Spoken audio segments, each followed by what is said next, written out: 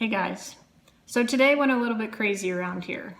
The city pool's closed because of an positive employee according to Facebook, as is Dairy D's in Sumner due to an employee as well according to their Facebook page. And many people around this town are now in 14-day quarantine. So this is all seeming a little bit more real and a little bit more scary.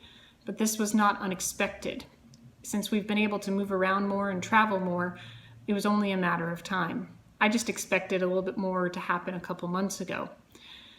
So we were likely sheltered over the last couple of months by being a rural population, but as we learned today and over the past week, it only takes a couple of people to kind of turn this town upside down. I wanted to answer a question or make a comment regarding one of the comments on my last video, which was all the advice keeps changing. And so everyone's annoyed at the doctors, the CDC, and the other scientists for changing the stories. Well, why is that? Why do we get one recommendation in late March saying don't wear a mask, and now we get universal mask wearing recommendations? It's because this coronavirus is new. Any new parent would remember that when the first child was born, you washed everything. The clothes got washed and dressed before you ever put them on your child. Your child would get 3 brand new outfits every single day as they wore their clothes and got a stain on them. You cleaned the pacifier off immediately after it dropped to the ground. Now child 3 came along. You're a little bit more seasoned at this point. You can't even remember the last time the child had a bath. You're lucky if you put on one complete outfit in a day and not just let them run around in their diaper. And you rinse the pacifier off in your own mouth after it fell on the ground when you were out and about. I hope I'm not, or I hope I am exaggerating, but probably not for some of you with multiple kids. Anyways, the kids are all alive today. So when we have something new, we do it one way. But as we have experience and we learn, our ways change. And just like that is with parenting, it's like that with COVID. This is brand new. Even though we had SARS and MERS to help guide us, we just haven't had a virus that does this sort of infection on this wide scale. And so the scientists are learning on the fly. So what we knew in March is now different than what we know. And the recommendations will probably still change as time goes on. It doesn't mean that we were necessarily wrong. It was the knowledge that we had based on that information. And as more and more research comes out, we'll have different recommendations. So what I want to talk about today is as we have more cases in our town, how should we be thinking about worrying about the spread? So COVID appears to be on a continuum from droplet to airborne transmission. Droplet being that you cough or sneeze and you spit out snot or water droplets that the virus is attached in. Whereas airborne transmission is that it can just be aerosolized as you talk and floating around, not necessarily on a water particle or a water vapor or anything like that, but just coming out of you. And we think it's on a continuum. We don't think it's truly airborne, but we also don't think it's only droplet based on the amount of transmission that there is. So your risk depends on where you expose yourself. I mean, it depends on what you expose yourself to. So let's say person A is infected and they are pre-symptomatic, meaning that it's Sunday, they're going to church, but they won't get sick until Wednesday to when they go to the doctor and get swabbed. The church doesn't mandate mask wearing and continues to sing songs and recite the prayers, and at best has 3-foot spacing. Person A is in church for, let's say, 60 minutes. They're talking before and after church to those seated around them. And so I want to move on with an analogy. So bear with me. This is a teaching moment, okay? It's not the perfect analogy, but I want to get the point across of how to think about how COVID is spreading, okay? Let's say that COVID is released with each breath and each time that person talks or sings or, God forbid, coughs in church, okay? Think of it like a fart. Those particles are released around that person. The people sitting next to them are not very thrilled that person A just farted, okay?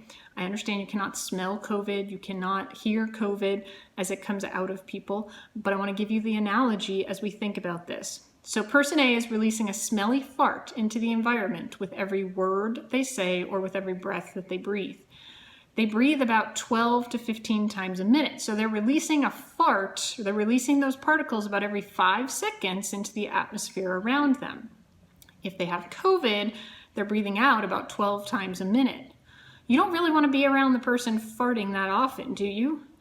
Well, I wouldn't want to be. I wouldn't want to be breathing in their particles of COVID if they have COVID and are breathing every 5 seconds or so.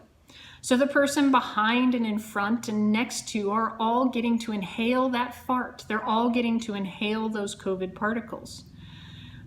If COVID smelled like a fart, we'd probably physically distance ourselves very quickly if that person farted 15 times a minute for 60 minutes, right? But COVID doesn't. And so we need a picture of why physical distancing and mask wearing is so important. Now, what helps eliminate the smelly fart, or what would help eliminate the transmission of the COVID particles, is airflow. The air movement in a church by an air conditioner or a heating system can move COVID around and disperse it and dilute it. But it can also just move it further and further throughout the church. So hopefully we're doing some air exchange and using a HEPA filter. But if the air doesn't exchange well, the whole tiny church may have the smell of a fart over and over and over again in it, just like it may spread COVID over and over and over again. Meaning, if the fart wasn't a fart, but rather a silent projection of COVID, the entire church could get COVID. We've seen this in just how many choirs have been affected, or how many church members have been affected. So you don't want to be in a confined container of a building for a long period of time, because if that person is spitting out COVID with each breath and with each word, you're going to be inhaling that. Very similar to if they farted every 5 seconds for an hour, you wouldn't want to sit by them either or be in that building. Being close to the person who's farting is bad, just like sitting next to someone who's not in your household is bad. And this is church or a restaurant or a bar or really anywhere where you're going to be within close contact. Now, if someone sneezes or coughs around you and they have COVID, it's kind of as if they farted almost directly in your direction, okay? You are going to get exposed to those particles, okay? This is why I recommend not going out unnecessarily to stores, churches, because they are confined containers. And I know I'm in the minority when I say that church gatherings are not going to go well as COVID spreads. Sitting down in restaurants are worrisome to me. You're spending a certain amount of time in these small containers, breathing in the air over and over and over again. So if you have to fart, where do you want to be? Well, outside and by yourself, right? So the safest place to be is actually outside, 6 feet or more away, wearing a mask. And the worst place to be is actually inside, closer than 6 feet, with poor air movement or air exchange, and not wearing a mask. So if COVID truly was like a fart, you wouldn't want to be next to that person who has COVID. You want to space yourself out. So it is that, COVID's really not a fart, but I wanted you to think about how COVID's transmission of how it's spread, to give you some idea of why we shouldn't be taking some of these risks that we currently are. And as COVID increases across our city and county, we might want to think again before we go into some of those meeting places. So stay home if you can. If you do visit with people, I would recommend visiting outside, more than 6 feet apart, wearing a mask when you're in closer contact. COVID's not going anywhere anytime soon. And so today's video is a little bit interesting from that standpoint, and I hope it made some sense. Take care, guys.